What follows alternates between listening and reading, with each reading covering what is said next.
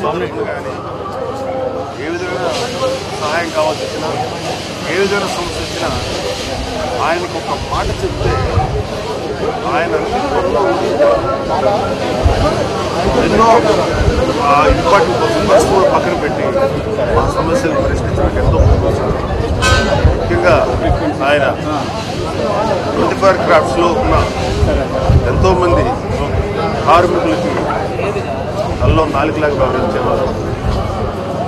ఆయన అసలు సినిమా డైరెక్టర్గా మానేసిన తర్వాత కూడా ఆయన జీవితం కేవలం 24 క్రాఫ్ట్స్ కార్మికుల కోసం ఆయన జీవితం అంకితం చేశారు.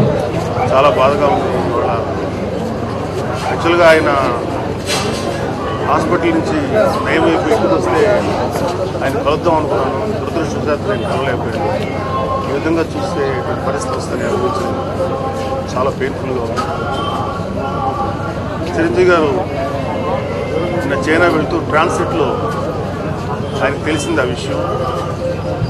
ఆయన చాలా బాధపడ్డారు. ఎందుకంటే ఆయన ఇంకా హాస్పిటల్కి వెళ్ళకముందే అల్లు రామలింగయ్య గారి అవార్డు స్వయంగా అన్నయ్య గారు అరవింద్ గారు ఇచ్చి ఆయన చేతికందించారు. సో ఆయన చాలా బాధపడుతున్నారు. ఎందుకంటే ట్రాన్సిట్లో ఉంటే ఇటు లేక